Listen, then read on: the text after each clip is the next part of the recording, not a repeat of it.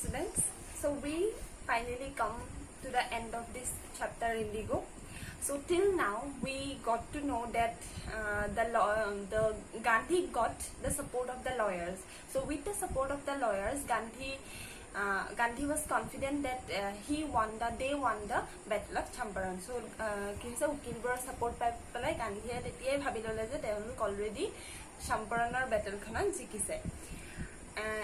So they subdivided themselves into pairs and they started working. After that, the higher officials of British government tried to contact Gandhi, and they finally organized. They finally found a committee which can inquire this subject. So in that committee, there were landowners, there were landlords, there were British officials, there was Gandhi as a sole representative of the peasants. So peasants khinik represent koribole Gandhi asile aru baki British officials bilak asile aru landlords bilak asile. So finally he committee khon gothon hol.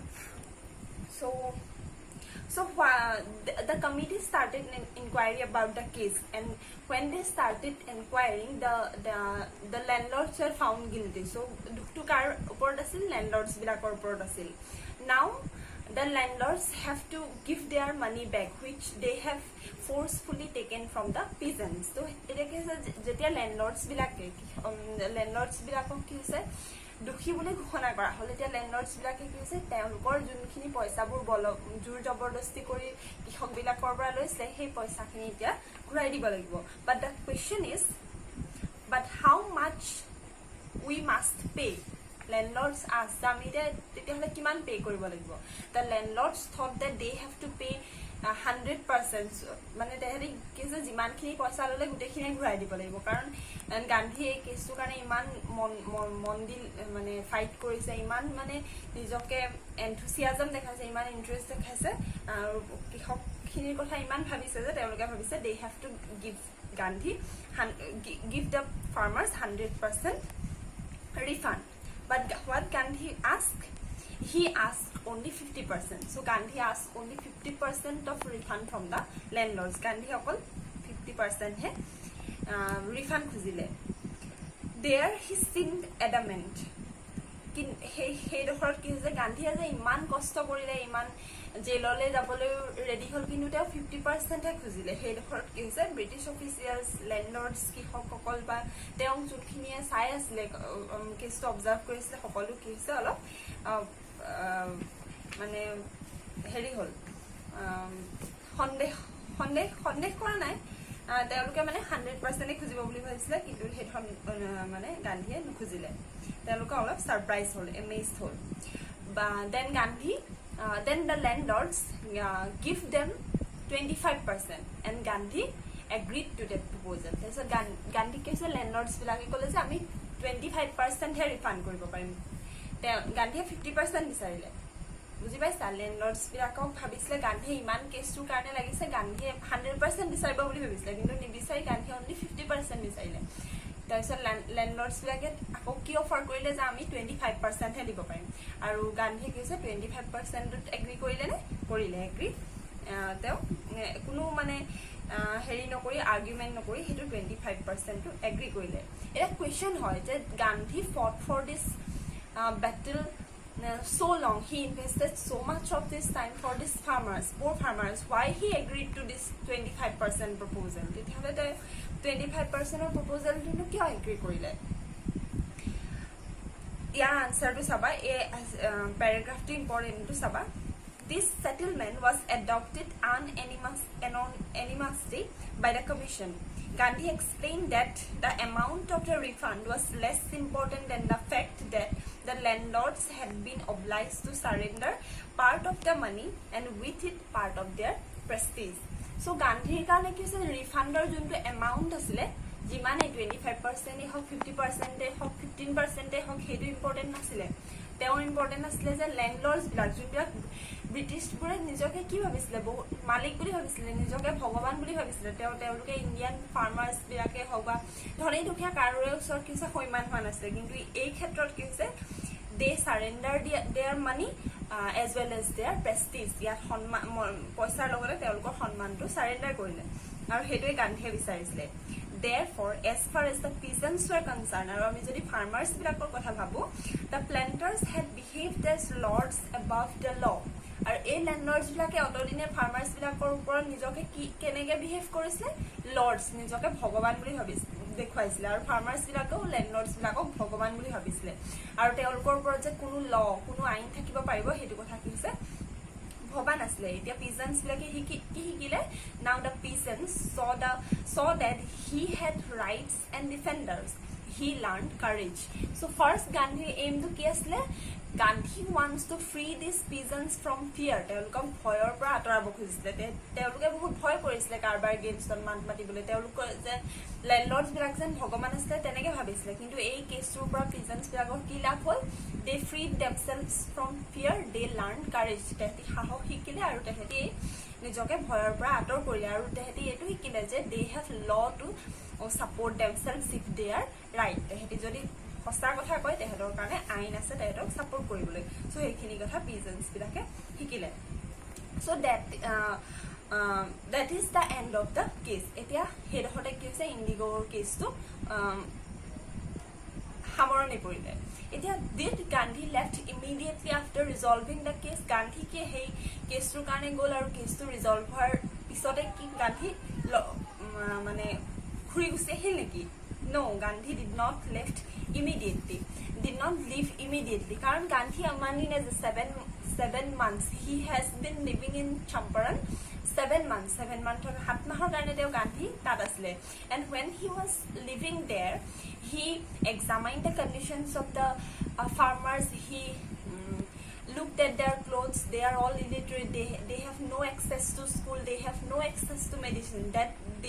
These things were examined by Gandhi. So Gandhi তাত থাকি কি হৈছে অকল কেছটোতে লাগি থকা নাছিলে মানুহবোৰক চাইছিলে তেওঁলোকে কেনেকুৱা এটা জীৱন যাপন কৰিছিলে হেতু কি হৈছে লক্ষ্য কৰিছিলে সেই কাৰণে তেওঁ কি হৈছে গোটেই চম্পৰণ জায়গাটোৰ পৰা অলপ ৰিফৰ্ম কৰিব বিচাৰিছিলে আৰু কৈছিলে নহয় মহাত্মা গান্ধী কি হৈছে বহুত ফলোৱাৰ্ছ আছিলে তেওঁ আৰু তেওঁক হেল্প কৰিবলৈ তেতিয়া কোনে ভলন্টিয়াৰ কৰিছিলে মহাদেৱ দেশাই নাৰাহাৰী পাৰিখ এই দুজনে আহিছিলে তেওঁলোকে টিচিং কৰিম বুলি শিক্ষকতা কৰিম বুলি ভলন্টিয়াৰলি এই চম্পৰণৰ মানুহখিনিক শিক্ষা দি পেলাই উন্নত কৰিম বুলি গান্ধী সাহস দিছিলে হি লগতে কি হৈছে Devdas গান্ধী's youngest son arrived from ashram so did Mrs.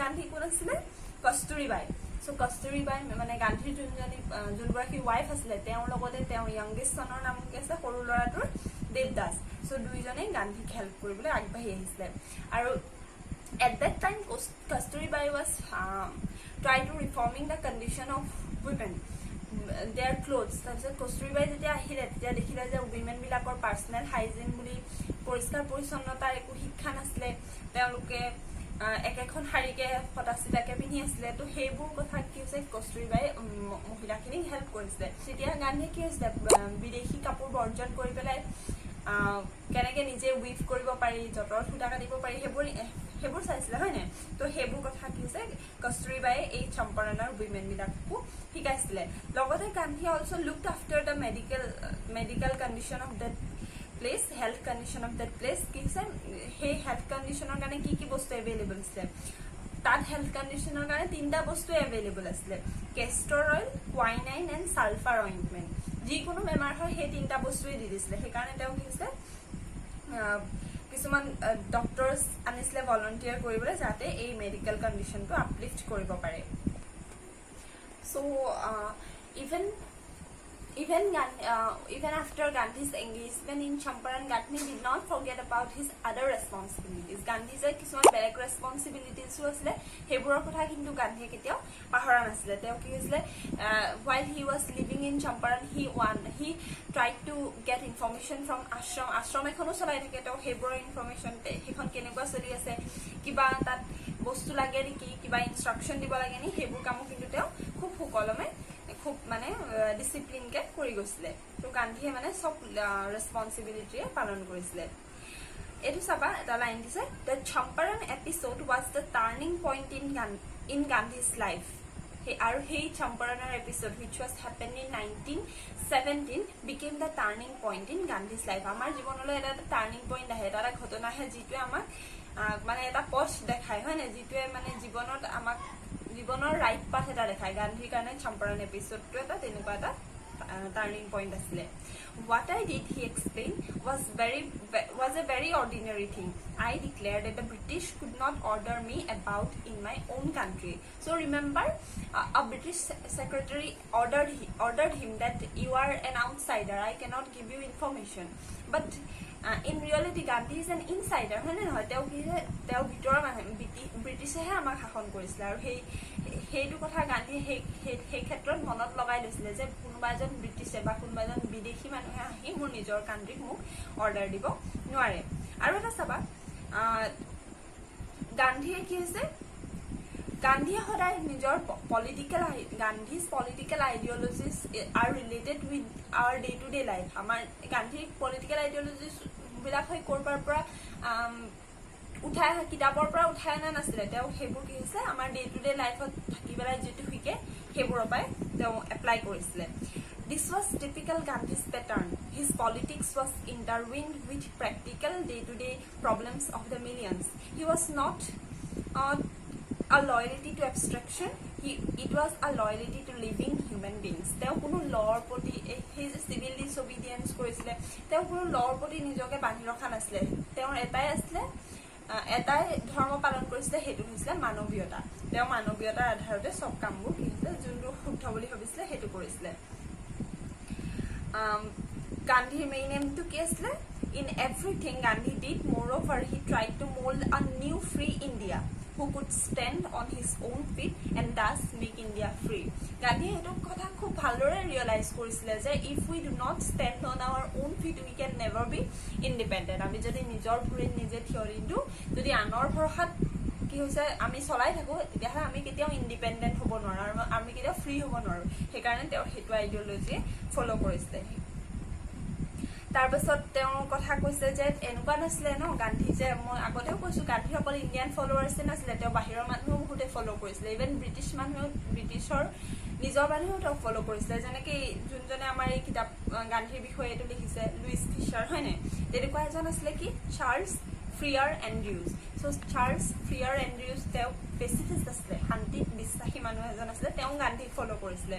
আৰু যেতিয়া গান্ধীয়ে চম্পাৰণৰ পৰা ওলাই গৈছিলে, তেতিয়া কিছুমান লয়াৰ্ছে তেওঁক ছাজেষ্ট কৰিছিলে যে you know' Charles Freer Andrews, that's why you can propose him that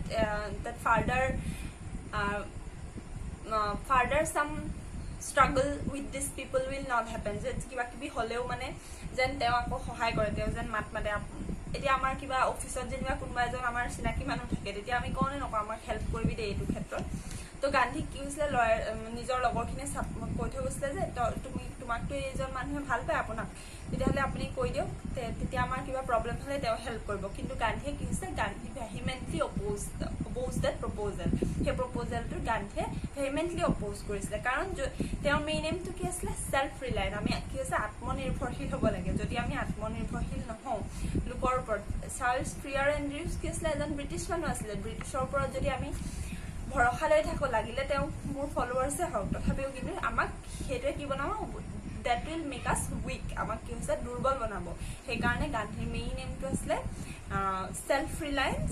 আৰু সেই চেল্ফ ৰিলায়েন্স আত্মনিৰ্ভৰশীলতাৰ নীতি লৈয়ে তেওঁ অহিংস আন্দোলন কৰিবলৈ আগবাঢ়ি গৈছিলে। With that self reliance ideology Gandhi went ahead to lead a great revolution like Indian independence. So that's all. I will discuss the questions and other things. I have just told you the gist. I will discuss the other things in the class. Thank you.